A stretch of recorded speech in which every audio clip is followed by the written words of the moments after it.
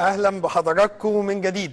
استكمالا لمباشر من مصر واستكمالا للاسبوع الماضي وحلقه الاسبوع الماضي. بس في البدايه قبل ما اتكلم او ارحب بضيفي العزيز، بس من خلال الفيلم اللي كنا بنعرضه ده انا بشكر مره ثانيه، يمكن زميلتي ايمان شكرت سفير احمد القطان، انا مره ثانيه بشكر سفير احمد القطان سفير المملكه العربيه السعوديه في مصر، لانه اختص الفضائيه المصريه بصراحه في انها تعرض هذا الفيلم التسجيلي حول توسعه الحرم المكي.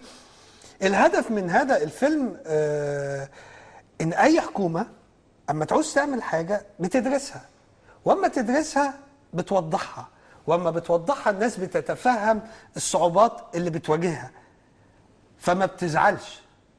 يعني هناك اعمال لتوسعه الحرم المكي، والمملكه العربيه السعوديه والقائمين فيها ومسؤولينها بيعتذروا للناس بهذه الطريقه المحترمه جدا والتوضيحيه على ان سيقل اعداد الحجاج من اجل اعمال التوسعه اللي هتكون في خدمه كل المسلمين في السنوات القادمه بعد انتهاء هذه الاعمال. يعني الحكومه ما بتعملش كده قرارات وخلاص، ده شيء يحترم.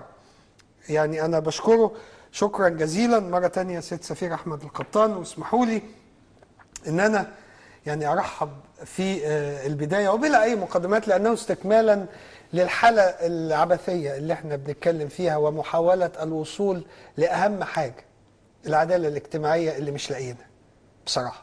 اسمحوا لي ان انا ارحب بالأستاذ أحمد السيد النجار، الخبير الاقتصادي ورئيس الوحدة الاقتصادية بمركز أهرام للدراسات الاقتصادية. مساء الخير يا أستاذ أحمد. مساء الخير، أهلا بحضرتك. وأشكرك على الدعوة وتلبيتها للأسبوع الثاني على التوالي بناء على طلب المشاهدين في الأسبوع الماضي، وكان هناك مشاهدة عالية جدا على الموضوعات وجات لي العديد من الأسئلة خاصة بحضرتك. بس قبل ما أطرح الأسئلة ونحن نحتفل ب 43 عام على ناصر، أكيد هنتكلم على هذه الأمور، بس إيه رأيك لما حكومة توضح للناس وتعتذر لها من خلال فيلم زي اللي اتعرض على الفضائية المصرية موضوع المملكة العربية السعودية؟ يعني واضح ان هم بيدرسوا ولا ده شيء عادي؟ لا، هو الحقيقه ان المفترض ان ده العادي، انه لما يبقى فيه اي شيء له علاقه بالجمهور بيبقى فيه توضيح. يعني مثلا لو في اعمال صيانه في احدى المستشفيات، لو في اعمال صيانه في محطات قطار، لو في اعمال صيانه في كباري، لازم اولا بتنظم المرور بناء على هذا الامر، بتنظم يعني حركه الناس او حركه القطارات بناء على اصلاحات او تجديدات او تطويرات في محطه الى اخره، وبتبلغ الناس بحيث يبقى الموضوع واضح وبسيط وهم جزء منه.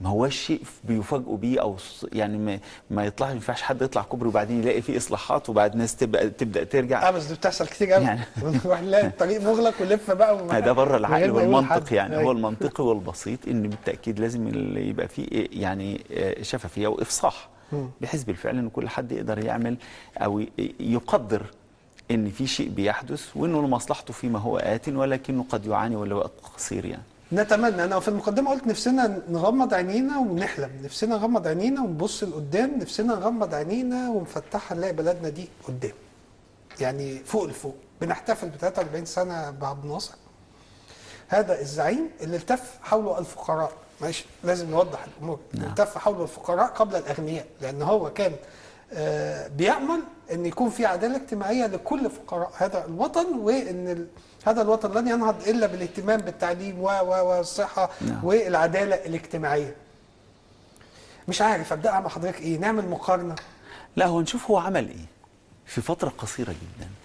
يعني كان من اول القرارات اللي خدها نظام يوليو هو الاصلاح الزراعي، اللي هو تقريبا نقل 1,000,000 فدان تقريبا من كبار الاقطاعيين الى الفلاحين المعدمين، وبالتالي بالفعل فتح باب لانهم يبقى في مشاركه في وطنهم، انهم بقى يشعروا بفكره الانتماء، لانه جزء من ارض الوطن هم اصبحوا بيزرعوه.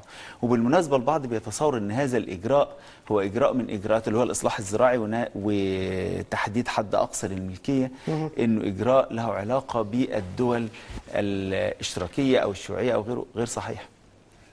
الدول الاشتراكيه بتؤمم الارض كلها اصلا، وبتعمل مزارع جماعيه او مزارع تعاونيه، مزارع دولة، انما هنا كان في الحقيقه ده اجراء خدته كل الدول اللي بتعمل انتقال، مرحله انتقاليه في اصلاحات راس مال. يعني ايطاليا مثلا سنه 35 وضعت الحد الاقصى للملكيه الزراعيه ب 25 فدان.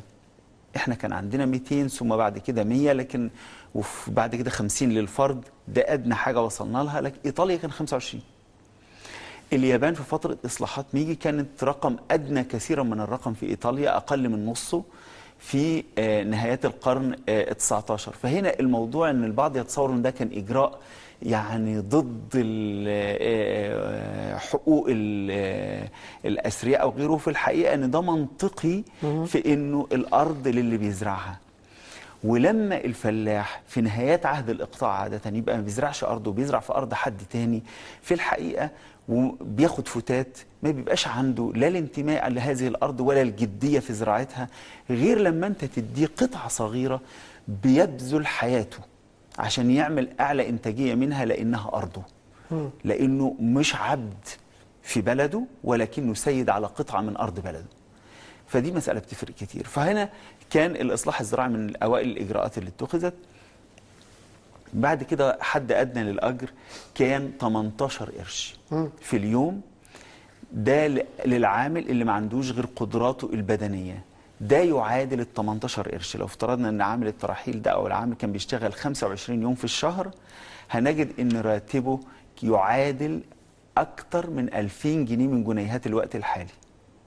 القدرة الشرائية ليهم تعادل اكتر من 2000 جنيه من جنيهات الوقت الحالي. بالمناسبة كان كيلو اللحمة مثلا ب 12 قرش في الريف وب 15 قرش في الحضر.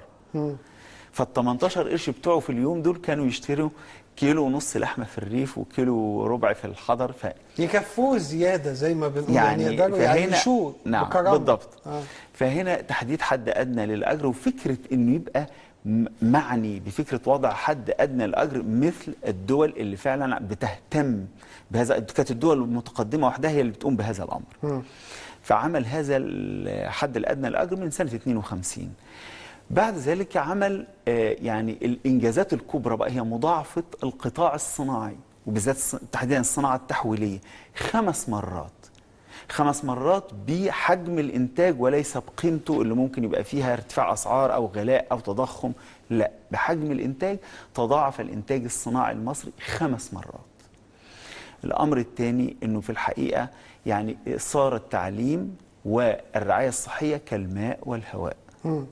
مجانية الصحة، الرعاية الصحية والتعليم، وبشكل حقيقي ومع مستوى مرتفع من الرعاية الصحية والتعليمية.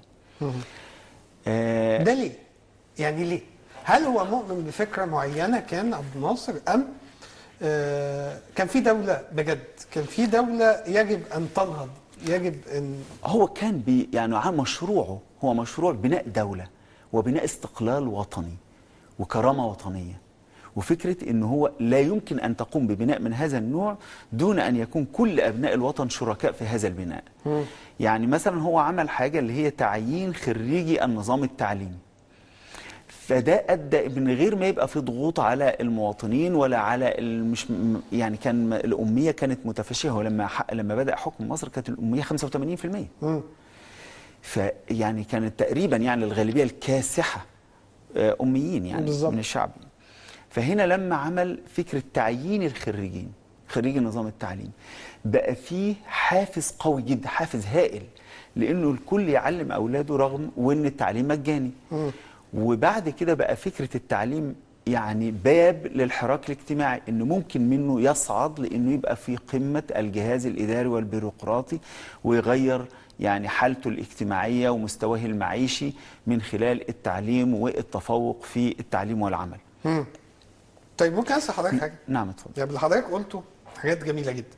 هو يبقى مأثرته العظمى بقى سد مصر العالي. طيب لا نقول الحاجات يعني الكويسه قبل ما انا اخش، ان انا هقول حاجات. نعم اتفضل. هيبقى عقد مقارنه ما بين اللي احنا عايشين فيه ده النهارده وما بين عبد الناصر. فلا لو يعني حضرتك ما تعقيبك على موضوع هذا المشروع الكبير والهدف الكبير اللي حققه عبد الناصر واللي خلى الناس حواليه بعد السنين دي كلها؟ احنا ليه مش حوالين حاجه، مش متجمعين حوالين حاجه؟ هو الحقيقه ده يعني لو يعني شوف بعد 30 يونيو شعب في حالة من الشعور الوطني عارم، هو ده. ويمكن لأي حكومة أن تصنع بهذا الشعب، تقوده لصناعة المستحيل. ولكن إذا كانت الحكومة يعني يعني في حالة من الخطوات الحذرة جدا والبطيئة، وفي نفس الوقت اللي هي الحفاظ على كل ما كان قائما من قبل. مش عيب، بس يعني مثلا عبد الناصر قال لك انا في خلال 6 شهور هعمل، صح؟ لا، الحفاظ عليه بمعنى ايه؟ ما أنا بقول الحفاظ لحضرتك. على السياسات اللي المفترض الناس صارت عليها. ما المفروض يعني سياسات تحافظ على بتتغير مؤسسات وقوانين دولة، ده بتتغير. طبيعي، لكن الناس صارت على سياسات وعلى نتائجها اللي خلقت فساد وبطالة وفقر وسوء توزيع داخل إلى آخره. طب الناس صارت على هذه السياسات، جاي تعيد إنتاجها تاني ليه؟ ما هو ده سؤالي. انا النهارده الزعيم الراحل عبد الناصر قال ان انا في 6 شهور اعمل كذا وكذا، وهو بالفعل صدق. دكتور الببلاوي اول لما جه قال لك في 6 شهور انا هرفع للناس المستوى المعيشي، او احاول ان انا احقق للناس حاجه، لم يحدث على الاطلاق. في بعض الامور حدثت، ولكن في امور كثيره معوقات اكبر بكثير. هو ده سؤالي، ليه؟ هلا هو مع ان في حراك شعبي قوي حول ثوره 30 يونيو، شعب واقف وعنده استعداد يلتف حوالين مشروع، بس ما هي الرؤية والفكرة والإيمان بالرؤية والفكرة. هو هناك من قبل ما يعمل يعني الانقلاب الثوري اللي تحول لثورة اجتماعية بعد تضامن الهائل من الشعب معه، كان عنده من البداية إيمان بفكرة الاستقلال الوطني، العدالة الاجتماعية. وقواعد العدالة الاجتماعية هي إيه؟ هي أن أنا أمكن البشر من أنهم يكسبوا عيشهم بكرامة بالعمل، فعمل تشغيل الخريجين، إن أديهم أجور عادلة لما يشتغلوا، فعمل حد أدنى للأجر، إن أعيد توزيع الأرض عشان ما ينفعش حد يبقى عنده آلاف أفدنة وحد حياته كلها في الزراعة وعايش أجير ويتلقى الفتات، فعمل الإصلاح الزراعي. ان حاله التعليميه والاميه اللي بتجتاح المصريين، ومستوى هائل يعني من مستوى فظيع في الحقيقه كان من الجهل والخرافات الى اخره، ان ده يتحل بالتعليم والثقافه، فعمل التعليم مجاني وعمل قصور ثقافه في كل ربوع مصر. فهنا كان عنده هدف واضح وازاي يوصل له. ايضا الصحه، المستوى الصحي في الحقيقه اللي كان متدني، ومعدل الوفيات عالي جدا، ومتوسط الاعمار متدني للغايه بسبب ان مفيش رعايه صحيه للفقراء. الطبقه الوسطى فيما فوق يعني، وبالذات اعالي الطبقه الوسطى مش كل الطبقه الوسطى، يستطيعوا انهم يروحوا للدكتور من خلال مالهم الخاص. لكن الفقراء ومحدود الدخل والشرائح الدنيا من الطبقه الوسطى محتاجين مستشفيات عامه، فعمل المستشفيات العامه ومجانيه الرعايه الصحيه في المستشفيات العامه. فهنا المنظومة كلها في الحقيقة كانت يعني لأنه عنده رؤية من البداية. أما إذا كانت الأفكار والرؤية لدى الحكومة الحالية هي نفس الأفكار والرؤية الموجودة من قبل ثورة 25 يناير، هي نفس لأنهم في الحقيقة بينتموا لمدرسة واحدة. الموضوع فقط أن بعض التأثر والضغوط من الشعب من جهة، وربما من الفريق السيسي او القوات المسلحه بشكل او باخر، يعني استجيبوا يعني لمطالب الشعب بالزبط. اللي هو يعني احنا دلوقتي امام نفس النموذج. يعني انا قصدي ايه؟ نعم. ان ايام عبد الناصر رحمه الله كان بيهدف لبناء دوله او اعاده جمهوريه جديده بتتولد. انا النهارده عندي بعد العام الماضي وبعد المشاكل الكتيره ورفض الشعب ليها بعد 30 يونيو، انا برضو ببني دولة فيها عدالة اجتماعية بجد، ببني دولة ما فيهاش شعارات، ببني دولة ما فيهاش كلام على الفاضي. أو المفروض ان ابني دولة ما فيهاش شعارات، ابني دولة فيها عدالة اجتماعية، لكن حتى الآن احنا يعني ايه بنحاول نفتح الباب ده، بس لسه ما فتحش. طب نفتح الباب. طب خليني لا مش خلينا بتاع حضرتك موجود، معلش يعني يمكن خليني أقفز من هذه المرحلة، مرحله الستينات الى 2013 بعد ثوره يونيو. احنا الاسبوع اللي فات فتحنا حاجات كتير قوي، وحضرتك اتكلمت على امور كتير وكنا واضحين في العديد من النقاط. هفتح الباب ازاي؟ ببساطه اول اجراء يعني اللي بيعكس السياسات الاقتصاديه العامه لاي حكومه هي موازنه العامه للدوله. لازم اغيرها، ما ينفعش اشتغل بيها، انهم هم شغالين بنفس الموازنه اللي كانت موجوده. طب اغيرها ازاي؟ معلش انا اسمح لي اطرح لك برضه نفس الاسئله. ببساطه طب اغيرها اشوف ازاي وهي البنود اتعملت اشوف البنود اللي انا شايف ان فيها فساد فين، والبنود اللي فيها سوء توزيع في الانفاق، واغيرها واحط الفلوس في المجالات اللي المفترض انها تنفق فيها. الامر الثاني ان الموارد الايرادات العامه اشوف ايه الايرادات الضائعه على الدوله واجيبها عشان اقدر امول الانفاق العام اللي انا عايزه، على الصحه، على التعليم، على اصلاح نظام الاجور، على زياده الاستثمارات، لخلق فرص عمل، لزياده الناتج القومي الى اخر هذه مش ده الامور. المفروض يحصل؟ يعني انا عندي حد زي الدكتور الببلاوي، عندي حد زي الدكتور زياد بهاء الدين، دول عقول اقتصاديه كبيره، المفروض ان هم يعملوا الحكايه دي في الميزانيه. هل ده حصل ولا لا؟ لا، هو لم يحدث. طب ليه؟ لم يحدث، يعني هو ببساطه لان هو زي ما بقول لحضرتك، هو الموضوع انه اذا كانت الموازنه اللي عملها دكتور مرسي هي اعاده انتاج لموازنات مبارك، فايضا دكتور الببلاوي، دكتور زياد، دكتور احمد جلال هم نفس المدرسه اللي كان بينتمي لها دكتور يوسف بطرس غالي. يعني هم لم نفس المدرسه اللي هي مدرسه الاقتصاد الحر. الاقتصاد الحر بالمناسبه اذا لم تكن هناك ضوابط، اذا لم تكن هناك سياسات لإعادة توزيع الدخل لتحقيق يعني عدالة الاقتصاد الحر اجتماعية. العادي ولا الاقتصاد الحر اللي في لحظه بيتوحش على الناس وبتبقى هي فئه لا تتعدى ال1 أو 2% هي إذا لم المستفيدة؟ تكن هناك إجراءات لإعادة توزيع الدخل وتحقيق عدالة اجتماعية والرقابة والضوابط على هذا الاقتصاد الحر، بينتهي بأنه يخلق أزمات مروعة. يعني الكساد العظيم سنة 29 كان نتيجة أن مفيش أي ضوابط ولا أي رقابة ولا أي شيء، فحصل كساد هائل، وانتهى أن كل الدول الرأسمالية المتقدمة اتبعت نظام بتتدخل فيه الدولة في الاقتصاد لإحداث التوازن الكلي. بعد ما كانت ضد ومسألة أن النظام الحر لا يمكن يبقى فيه دور للدولة، بقى فيه دور للدولة. سموها نيو ديل أو السياسة الجديدة في الولايات المتحدة الأمريكية، وكانت سياسات كنزية في كل نسبة إلى مفكر بريطاني جون مينارد كينز، اللي هو قال أن تدخل دور الدولة مهم، أو تدخلها المباشر في الاقتصاد كصانع وكتاجر مباشرة في الاقتصاد لتحقيق التوازن والخلق، رفع مستوى تشغيل قوة العمل ورأس المال إلى آخره. فعمل نجاح هائل من ثلاثينات القرن العشرين بهذه السياسات حتى نهاية السبعينات. الحقيقة المجموعة الموجودة حاليا مش مؤمنة بهذه السياسة، هي مؤمنة بالجزء الأولاني اللي هو سياسات الاقتصاد الحر اللي كان مؤمن بيها دكتور يوسف، وأيضا اللي هي انتهت في الدول الرأسمالية الكبرى نفسها بأزمة الكساد العظيم الثاني 2008. أنا مش عايزين أزمات، ما أنا عشان كده بنتكلم يعني إن السبب وجود أستاذ أحمد. لا، ما هي انتهت بالمناسبة بالنسبة لنا، هي انتهت بالنسبة لنا بانفجار الشعب في ثورة، لأنه يعني أدت إلى زيادة الفقراء فقرا، أعداد العاطلين بشكل هائل والأغنياء غنى، وأعداد العاطلين وسوء توزيع الدخل وبطء النمو الحقيقي في الاقتصاد، وتشوه الاقتصاد بمعنى النمو في قطاعات في الحقيقة تجميع مش قطاعات تصنيع. يعني بقت في مشكلة. بمناسبة التجميع والتصنيع، برضو لكي أكون دقيق، اللي قال برضو الكلام ده كان دكتور أشرف العربي، ما قال في خلال 6 شهور وزير التخطيط إن إحنا هنظبط الدنيا للشعب، وفي 500 مليون جنيه تانيين هو قالها والدكتور الببلاوي قالها لتشغيل المصانع اللي هي تم إغلاقها.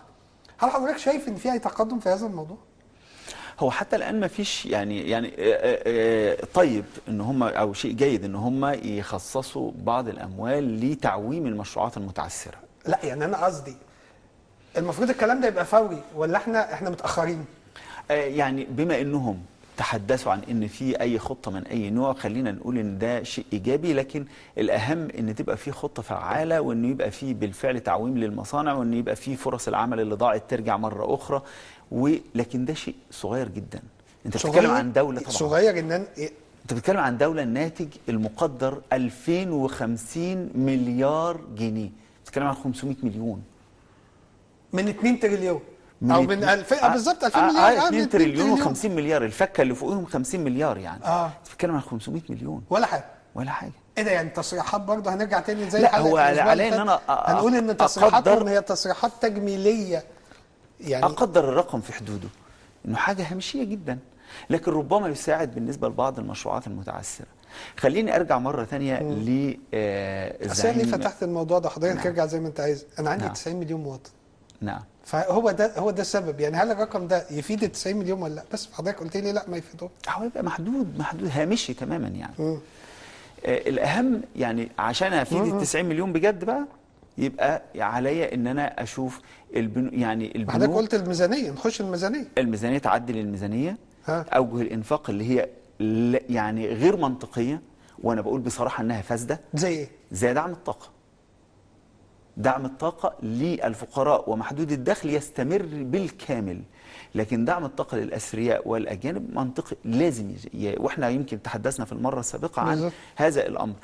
وبالعكس بقى، بدل ما يخفضوه، بدل ما يزيلوا دعم الطاقة، زاد من 100 مليار ل 128.5 مليار من أسبوعين. حضرتك قلت في 28 مليار زايدين كده بجرة قلم يعني، 28.5 مليار بجرة قلم. فهنا الحقيقة ده من البنود اللي كان لازم يبقى فيها إصلاح، ما حصلش إصلاح. في بنود الإيرادات في كتير من الأمور يمكن تحدثنا عنها في المرة الماضية.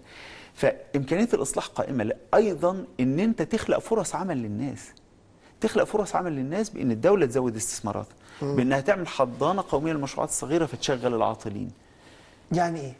لا يعني ايه حضانه قوميه؟ حضانه يعني ايه؟ يعني هي بالظبط في مجموعه، في ناس عاطلين في المدن في الريف، بتقول له انت يعني انت تقدر تشتغل في ايه؟ المواد اللي ممكن تبقى موجوده في محافظتك تشتغل على اساسها وتعمل مشروع صغير. وانا اديك تمويل بسعر فايده 2% مثلا، لازم يبقى سعر فايده ميسر ومنخفض مع فتره سماح سنه على الاقل يعني. فتحول مصر كلها لورشه عمل، وتمكنه من انه يسوق انتاجه من خلال ربطه بسلاسل تجاريه او بمشروعات كبيره ينتج لها مدخلات الى اخره يعني. يمكن احنا تحدثنا في هذا الموضوع في المره الماضيه. طب ممكن اسال حضرتك نعم حاجه؟ يعني في اسئله بقى كتير بدات تيجي وكانت من المره الماضيه، بس اسمح لي في سؤال هنا يمكن متكرر من اكتر من حد. نعم. فبيقول لي على موضوع ازمات الشارع المصري، في ازمات موجوده شايفينها المواطنين في الشارع المصري من ارتفاع اسعار واحتكار وبطاله وغيرها، وبيقولوا ان سمعوا في فضائيات كتير موضوع المؤامره الواضحه وكامله الاركان لتركيع مصر اقتصاديا. يعني بيقول لك وجهه نظر حضرتك، هل فعلا في مؤامره واضحه واركانها كبيره لتركيع مصر اقتصاديا، تدمير زراعه وصناعه ومنها تشتيت راس المال الوطني؟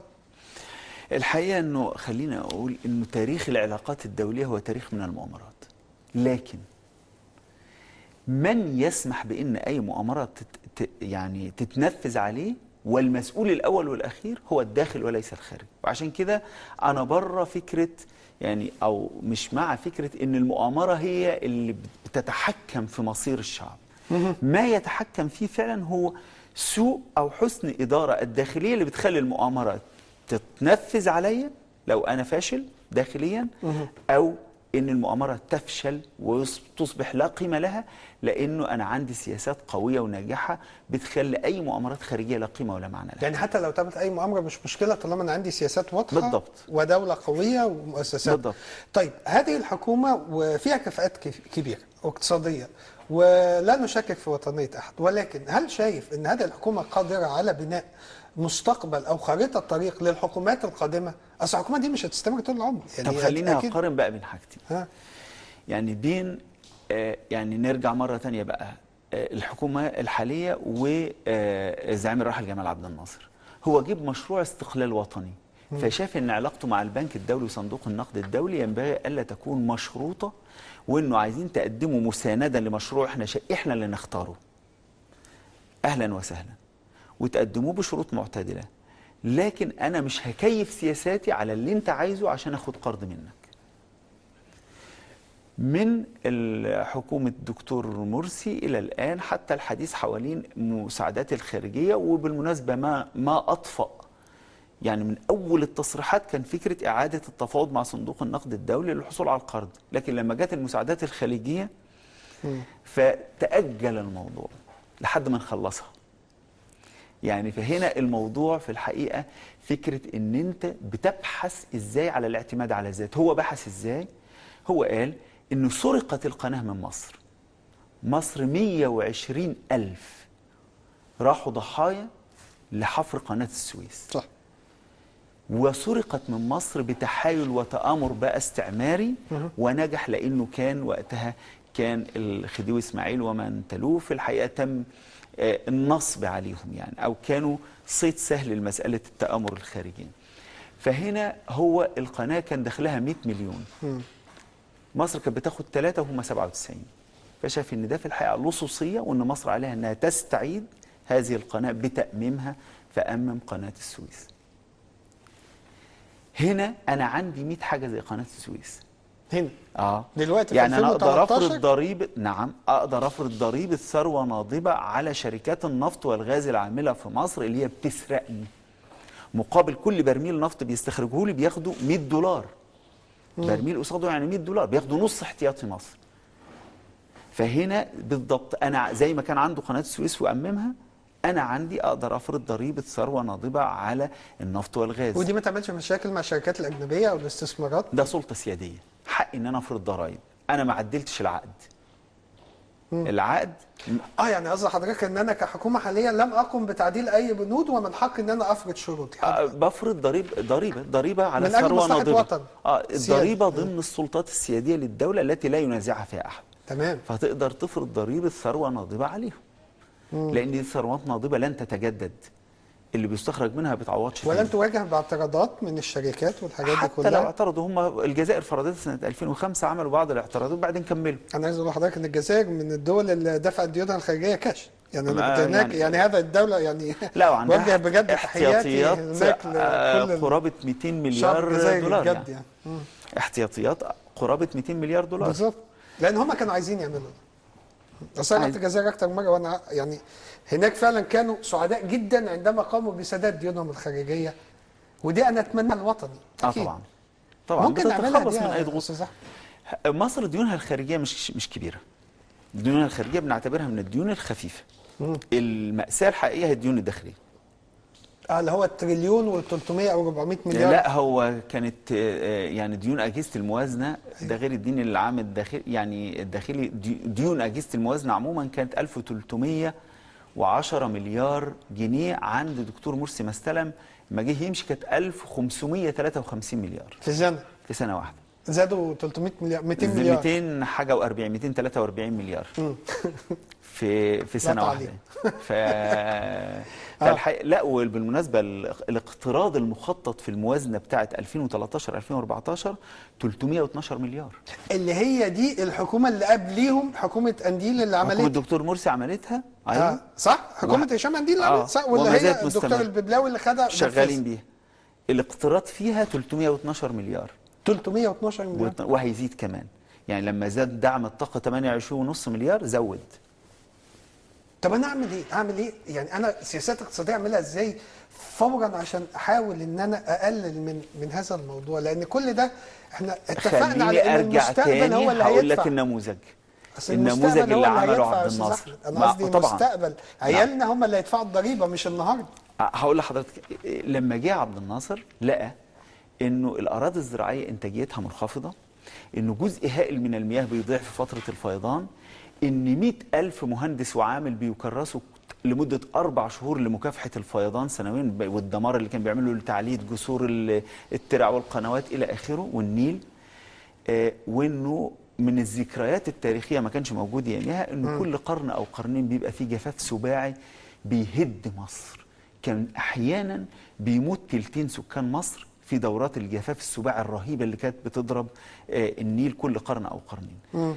فشاف ان الحل ان الانتاجيه المنخفضه في قطاع الزراعه، وان في اراضي ممكن استصلاحها لكن لا يمكن لان ما فيش ميه عشان الميه بتضيع في فتره الفيضان، انه لازم يبني سد عالي عشان يحجز الميه ويعمل بنك مركزي للمياه اسمه بحيره ناصر او بحيره السد. فكان اختياره لمشروع السد العالي. هذا السد العالي عمل ايه لمصر؟ لو جيت تشوف بالاموال، يعني الاراضي اللي هو عملها 2 مليون فدان اضيفت للرقعه الزراعيه.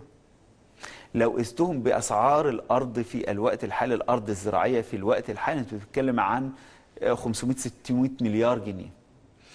عمل محطه كهربائيه اللي هي المحطه الكهربائيه للسد، كانت في وقت من الاوقات بتسد حوالي 54% من احتياجات مصر من الكهرباء. اخرجت الريف المصري من ظلام عشرات القرون. مكنت مصر من انها تعمل مجمع الالومنيوم وغيره من الصناعات اللي هي الكثيفه الاستهلاك للطاقه.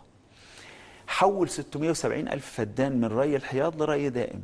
ري الحياض ده بيتزرع محصول واحد، الري الدائم بيتزرع محصولين او 3. السد يعني من ناحيه العائد الخاص بيه، يعني ممكن في سنه او سنتين فقط عوض كل ما انفق عليه هو ومحطته الكهربائيه وخطوط امداد خطوط الضغط العالي في طول مصر وعرضها لمد الكهرباء لكل مكان في مصر. ففي الحقيقه انت بتتكلم عن مشروع اسطوري، او مشروع هو اختير سنه 99 في اكبر معرض صناعي في الولايات المتحده الامريكيه. كانت في كده حاله من الهوس، اختيار الاعظم في القرن العشرين. فاختير السد العالي والامباير ستيت اللي هي اول ناطحه سحاب في العالم، وسد بولدر، لاخر 3 مشروعات بنيه اساسيه بيتنافسوا على المركز الاول. ثم فاز سد مصر العالي باعظم مشروع بنيه اساسيه. الامريكان بقى اللي اختاروه، اللي هم وقفوا ضده وقاتلوا ضد عبد الناصر وحرضوا البنك الدولي عشان يوقف ويمنع التمويل، واللي موله الاتحاد السوفيتي، وكان بشروط استثنائيه اللي هو فايده 2.5%، وما ندفعش ولا مليم الا بعد ما نكمل السد، يعني 10 سنين فتره سماح. ثم سددناه بصل وبرتقان. بالفعل. سددناه بصل وبرتقان يعني. فهنا الاختير، ليه الاختيار؟ قال لك لانه مشروع غير مصير الشعب باكمله. مفيش مشروع تاني عمل ده. ما نعرفش الشعب ده اللي مليان ناس افكارها حلوه، نعمل مشروع نلتف حوله جميعنا كله، ويبقى كده ويحقق لنا مكاسب. يعني مثلا زي التعليم، ما نعرفش نستثمر مجهودنا في التعليم، ما نعرفش نستثمر مجهودنا في الصحه، يبقى عندنا السد العالي في التعليم، السد العالي في الصحه. يعني انا كان معانا عصام حجي، الدكتور عصام حجي المستشار علمي للرئيس يوم الثلاث، هذا الرجل نفسه يغمض عينيه ويفتح يلاقي مثلا موضوع التعليم. مش هو لوحده، مصر كلها بس في نفسها عقبات، تغمض عينيها وتفتح، هتلاقي التعليم افضل وارقى يعني انا احترمته في كلمه ان هو قال في عقبات كثيره جدا يجب اننا نحلها الاول. نعم. وكان صريح. فما نعرفش يا استاذ احمد نعمل كده، ما نعرفش. لا، الحقيقه موضوع المشروعات القوميه موضوع ممكن تماما. بمعنى يعني انا ببساطه كده اما تشوف بعض احنا يعني كانت عمل مؤتمر كان عمله التيار الشعبي، لكن كان مشارك فيه كل خبراء مستقلين وخبراء من احزاب مختلفه حوالين انقاذ اقتصاد مصر. ده كان ايام دكتور مرسي وهو موجود، يعني لانه كان الناس شايفه ان فيه خراب بالظبط. يعني يعني عامل بالضبط كده زي صخره هائله انحدرت من قمه التل ولا رد له. الاقتصاد المصري بيهوي فعلا.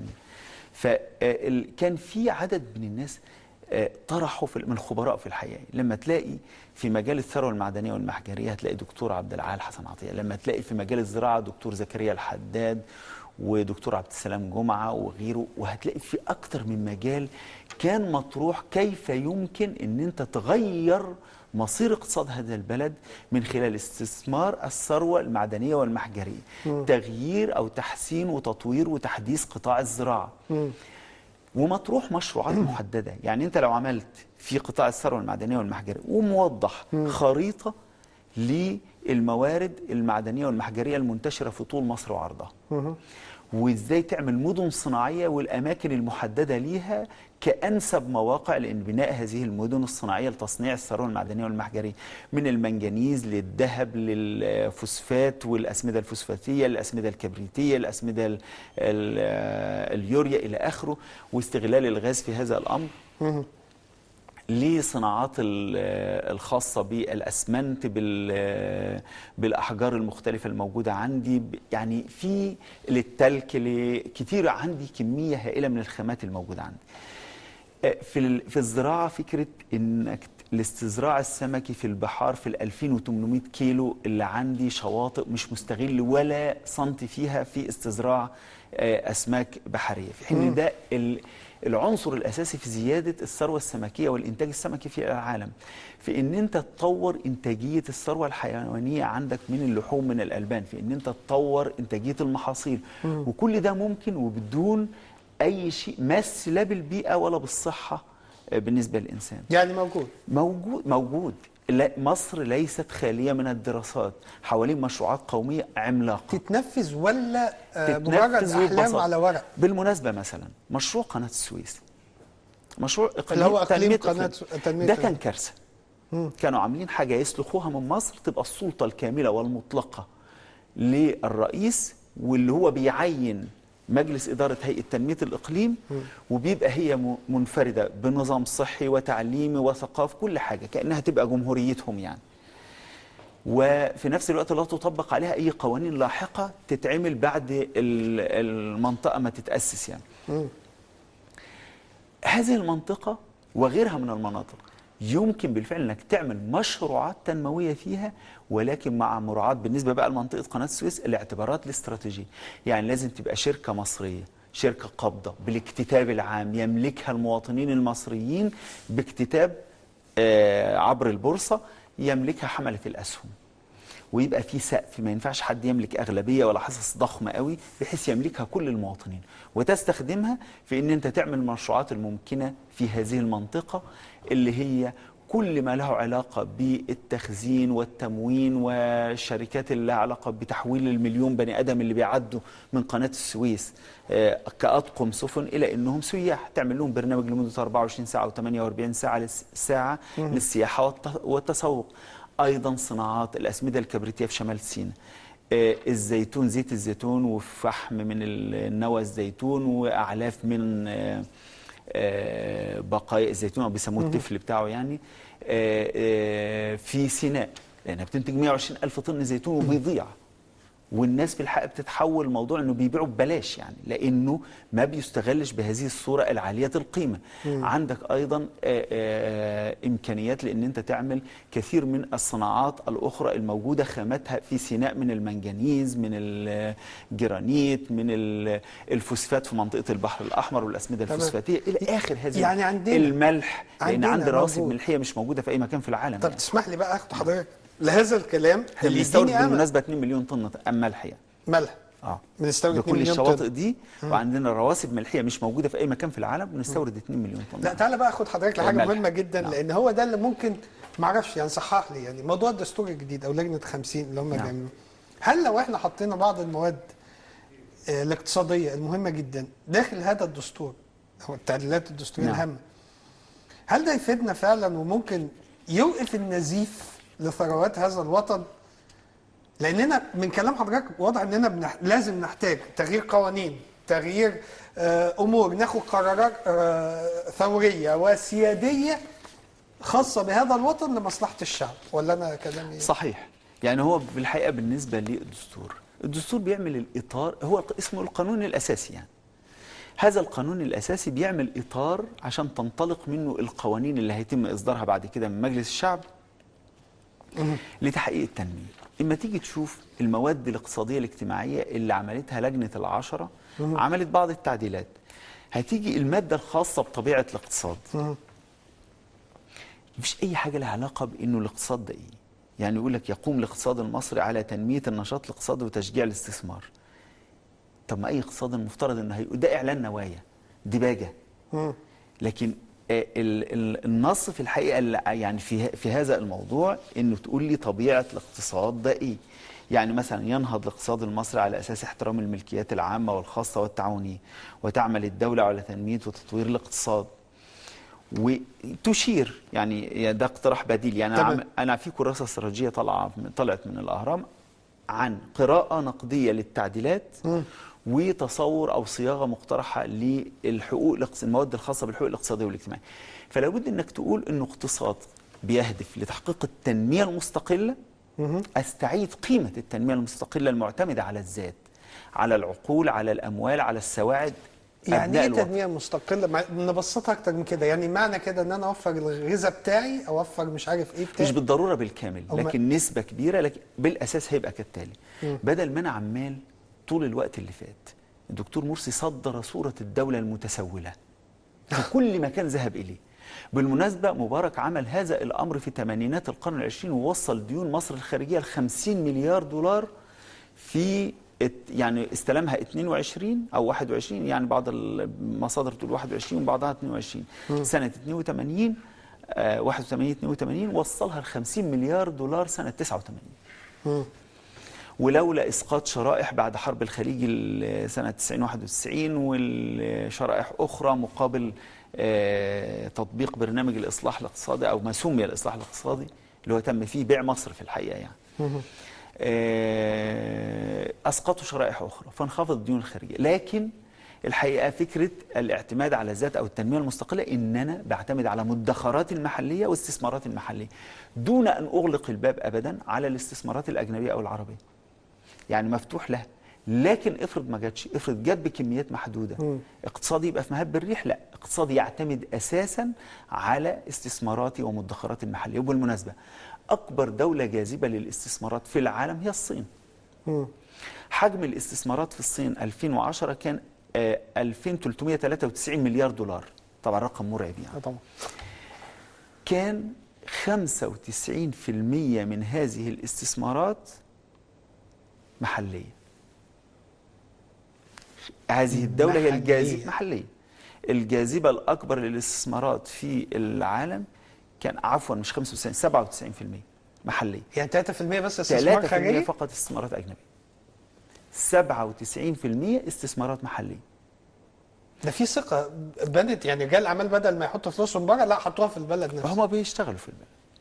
لكن الصينيين في حاجة في الفترة الأولى، تدفقات الاستثمارات الأجنبية الكبيرة اللي راحت الصين في البداية في الثمانينات في التسعينات أول ما عملوا الانفتاح، كان 3/4 على الأقل ممن يسمونهم الصينيون عبر البحار، اللي هم الصينيين اللي عايشين في ماليزيا، الصينيين اللي عايشين في سنغافورة، اللي عايشين في أمريكا، هم اللي كانوا بيضخوا استثمارات لبلدهم، مش الموجودين في الداخل بيخرجوا أموالهم بره. ده اللي موجودين بره وعايشين بالكامل بره بيرجعوا استثماراتهم لبلدهم الأصلي، لأنهم مؤمنين بأنه في تجربة كبيرة بتحدث وأنه في تطور وأنه في أهمية أنهم يشاركوا بلدهم في هذه التنمية.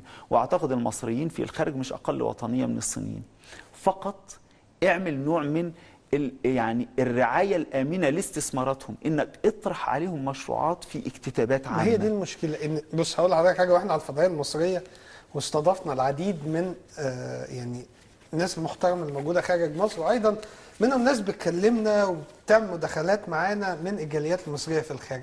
أكتر من مرة هؤلاء المصريون المغتربون خارج مصر عمالين يطلبوا من الحكومة مشروع واضح، حاجات واضحة، وإحنا مستعدين نساعد مصر، بس مفيش رد فعل سريع مننا هنا داخليا ليهم. انا بتكلم الناس بره عندها استعداد يضخوا استثمارات، بس في عندنا مشكله. مين بقى اللي بيعطل المراكب السايره؟ الحقيقه اللي بيعطل المراكب السايره ان انت لازم ترسم خريطه استثماريه داخل مصر، وفي جهات عندنا رسم خريطه. يعني انا اتكلمت على الهيئه العامه للثروه المعدنيه والمحجريه، عندها خريطه. هو الموضوع ان انت تبدا في التنفيذ كدوله، وفي حاجات الدوله هتعملها، وفي حاجات هتقول يا مجتمع يا مصريين في الداخل في الخارج انا عايزكم انتوا اللي تملكوا المشروعات دي. انا هعمل اكتتاب عام لبناء مثلا مصنع اسمنت، مصنع اسمده فوسفاتيه، مصنع سماد يوريا، وده مضمون النجاح لان الطلب موجود عليه داخل مصر. معمل لتكرير النفط، معمل بتروكيماويات، لان الطلب عليه موجود في الداخل في مصر. تمام. فادي الدراسات الجدوى الخاصه بيه، ونشوف مجموعه اللي هتقود عمليه الاداره لهذا المصنع او المشروع، وبتطرح اسهمه في البورصه. يتملكها المصريين في الداخل، يشتريها المصريين في الخارج، فيبقوا قدموا التمويل الضروري لانشاء المشروع. المشروع بعد كده ينجح، فالناس تحس انه نجح، فتضخ اموال اضافيه في مشروعات جديده. فهنا الموضوع دور اساسي للدوله في رعايه اكتتابات لبناء مشروعات خاصه. بمناسبه هذا الكلام، هل حضرتك بترى ان تحديد حد ادنى للاجور وحد اقصى للدخول، معلش انا بس ده واضح في الكلام، في فرق ما بين ان انا حد اقصى للاجر وحد اقصى للدخل، وشرحناها المره اللي فاتت موضوع اللوائح الداخليه في مؤسسات الدوله، وهي باب كبير من اجل تهليب الفلوس زي ما بنقول يعني. هل حد ادنى للاجور وحد اقصى للدخول ده بيقلل من التنافسيه، ولا ممكن يخلق مناخ استثماري جديد يدي فرصه للمستثمرين اللي جايين من بره او من هنا من رجال الاعمال الموجودين هنا ان تزيد ثقتهم في قوانين الدوله، فيبداوا يضخوا كل فلوسهم، بدل ما في رجال اعمال كتير عندنا استثماراتهم كبيره جدا بمئات الملايين من الدولارات خارج مصر. الحقيقه انه يعني انا هقيس بدوله جاذبه عملاقه للاستثمارات هي الصين برضه. الاجور في المنطقه الشرقيه في الصين اللي هي فيها كل الاستثمارات الاجنبيه، الحد الادنى الاجر فيها تقريبا 3 امثال اللي احنا بنطالب بيه هنا في مصر. يعني اذا الموضوع يعني مش كبير قوي يعني زي ما احنا بنطالب تقول 3 امثال اللي احنا بنطلبه. لا تاني يعني الاجر عندهم، ايوه الاجر عندهم يعني حوالي 3 امثال. احنا بنطلب 1200 او كنا بنقول 1500. هم عندهم الاجر في المنطقه الشرقيه اللي هي الجاذبه العملاقه للاستثمارات الاجنبيه 3 امثال هذه ال 1200. اصلا. لا حضرتك كمل معلش اتفضل. فهنا الحقيقه انه فكره اللي كانت متاخده دائما ان اجر العامل الصيني منخفض، لا ما عادش منخفض. ده عادي، اجر محترم يعني. الموضوع حتى كمان الدخل عندهم، يعني احنا كنا الدخل عندنا حوالي $500 للفرد في الثمانينات، هم كانوا 350.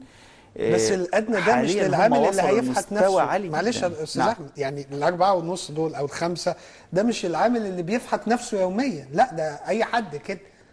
يعني مثلا لو عامل زي هنا العمال المهر عندنا في مصر، اظن اجره هناك هيطلع ل10 امثال بقى. لا هو الاجر العامل الحد الادنى دوما بيبقى للعامل اللي عنده ادنى مهارات. ادنى مهارات العادي جدا. لكن الحقيقه انه يعني اقصد ان موضوع الاجور مش الاجر العامل في تركيا 3 امثال اجر العامل في مصر او اكتر. يعني انت بتتكلم عن الدول اللي بتتنافس معاك في جذب استثمارات، وبالتالي لا يصح استخدام هذا الامر باعتباره انه هيعوق الاستثمارات. غير صحيح اطلاقا. كل الدول التي تتنافس مع مصر على جذب استثمارات، من تركيا لتايلاند لماليزيا لاندونيسيا للصين الى اخر القائمه، كلها مستويات الاجور فيها صارت اعلى من مصر، ربما باستثناء الهند وبنجلاديش. يعني بس ليه بقى؟ لان القدره الشرائيه للاجور عندهم اعلى بكتير بسبب انخفاض الاسعار. يعني الاسعار عندهم اقل بكتير من المستوى في مصر. الجبريه بالمناسبه دي قبل ما الوقت يداهمنا، رايك ايه فيها؟ الحقيقه التسعيره الجبريه يعني فكره انك يعني بتضع شيء لا علاقه له بالسياسات والنموذج الاقتصادي كله. النموذج الاقتصادي كله قائم على تحرير الاسعار. اذا الدوله اذا ارادت ان تتدخل لكي تعدل الاسعار، عليها انها تعمل قانون قوي لحمايه المنافسه ومنع الاحتكار. فلو في اسعار احتكاريه بالقانون، الدوله من حقها انها تفرض تسعير السلعه، بس سلع محدده. يعني مثلا يعني ما ينفعش تقول هسعر السيارات. يعني ايه هسعر السياره ال 1300 سي سي هتبقى كلها زي بعضها، الماركات المختلفه لها اسعار مختلفه، لكن في سلعه واحده. زي ايه؟ زي الاسمنت. تمام. زي الاسمده. هي السماد اليوريا هو سماد اليوريا. الاسمنت هو الاسمنت. الخضار الخضار طبعا في مستويات من الجوده مختلفه، انما الثاني معايير واحده. قصدي حضرتك انا اقدر اعمل تسعير على الحاجات لا وهعملها يعني بمنطق ايه؟ لا معاييرها واحده ثابته. هعملها بمنطق، هتحرك برضو بمنطق.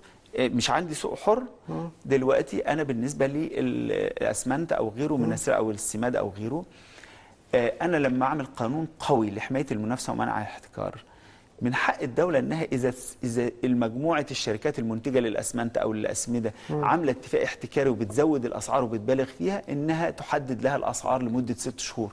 كان ده موجود بالمناسبة في القانون وتم إلغائه. يعني فهنا في الحالات تم إلغائه.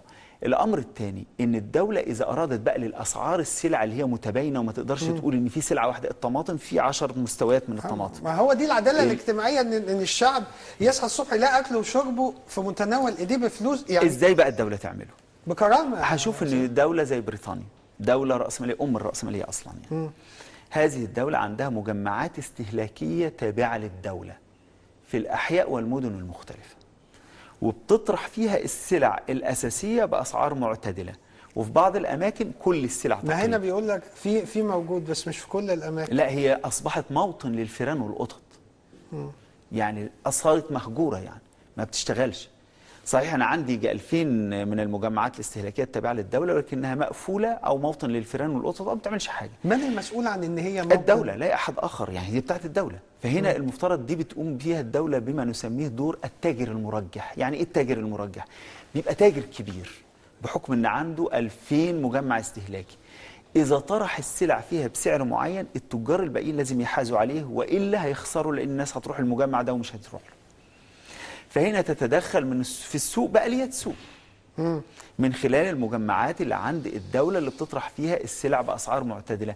بس عشان المجمعات دي تشتغل بما يرضي الله، لازم تبقى تحت رقابة شعبية صارمة وتحت رقابة من أجهزة الدولة صارمة حتى لا ينتشر فيها الفساد والترهل وكل ما أصابها من أمراض في وقت من الأوقات، بالذات في ظل عدم المساءلة في نظام غير ديمقراطي. لكن أنت بتبني نظام ديمقراطي بيمكنك أو بيديك أدوات للمساءلة والمحاسبة والرقابة أقوى وأفضل بكتير. مناسبة الدستور بقى الحقيقة يعني المادة، يعني على ذكر الرقابة، كنا بنعيب على دستور 2012 انه الرئيس يعين كل رؤساء الاجهزه الرقابيه، في حين الاجهزه الرقابيه دورها بالتعريف هو رقابه السلطه التنفيذيه. مين راس السلطه التنفيذيه؟ الرئيس. التعديلات الجديده اللي مقدماها لجنه ال10 لجنه ال50 فيها الرئيس برضه بيعين كل رؤساء الاجهزه الرقابيه، كاننا لم نفعل شيء وما اصواتنا بحت في هذا الموضوع ضد ما فعله دكتور مرسي في دستوره. بيعاد نفس الامر، فينبغي ان يتم تعديل هذه الماده. دي هتفيد في ايه؟ يعني هتفيد في ايه ان انا انص عليها دستوريا تماما ان الرئيس لا دخل له في الموضوع؟ لانه في الحقيقه حتى لو كان بروتوكول يقول لك ترشيح مجلس الشعب او غيره، بس ممكن ترشيح مجلس الشعب يجي طالما الرئيس هو اللي هيعين هيقول لا او فممكن يقول لا فيرجع تاني يختاروا حد تاني تالت الى اخره لحد ما حد يرضى عنه. اذا انت بتختار حد في جهاز رقابي يرضى عنك وهو اللي هيراقبك، مش هيراقبك، في تعارض مصالح، لانه انت مصلحته معاك، فازاي يراقبك؟ طيب تسمح لي انا نعم. قدام بالظبط يعني دقيقه، لو حضرتك يعني توجه حديثك لاي مسؤول موجود شايفنا لمصلحه الوطن تقول له ايه دلوقتي؟ خلينا هقول انه بما ان هذه الحكومه مؤقته فانا مش هعول كثيرا على ما ستفعله. انا هتوجه للجنه ال50، لابد من تغيير الماده الخاصه بالنيل لتجريم تلويث النيل، لانه ماده ديباجه لا علاقه لها بفكره احترام المياه ومنع تلوثها، لان ده بيلوث الزراعه، بيلوث الثروه الحيوانيه اللي بتشرب من النيل والبشر طبعا قبل كل شيء. موضوع أجهزة الرقابة لابد أن تكون مستقلة تماما عن أي سلطة تنفيذية، حتى في التعيينات البروتوكولية يبقى مجلس الشعب أو أي طرف آخر ولكن ليس الرئيس. نظام الأجور لابد من إلغاء الجزء الخاص اللي بيقول لأنه حتى الآن ويستثنى من الحد الأقصى بقانون، لابد من إلغاء الاستثناءات نهائيا. لابد من إقرار مادة ذوي الاحتياجات الخاصة بإلزام المشروعات أو القطاع العام والهيئات الاقتصادية العامة والقطاع الخاص بتعيين 5% من ذوي الاحتياجات الخاصة، والمشروع أو المؤسسة اللي مش هتعين 5% يبقى عليها عقوبة، لأن كان موجود النص ده قبل كده في دستور 71 ولكن لم يلتزم أحد لأن مفيش عقوبة. العقوبة تبقى إنه هيبقى في غرامة قيمتها أو قدرها 5% من مخصصات الأجور وما في حكمها في المؤسسة اللي ما بتعينش ذوي الاحتياجات الخاصة أو المعاقين. وإذا كانت عينت 2% نستكمل النسبة، ناخد منها 3% من مخصصات الأجور وما في حكمها وتوضع في صندوق لإعانة العاطلين من ذوي الاحتياجات الخاصة، لأن من حقهم إنه يشاركوا في صناعة مستقبل ومصير بلادهم ويكسبوا عيشهم بكرامة من خلال عملهم.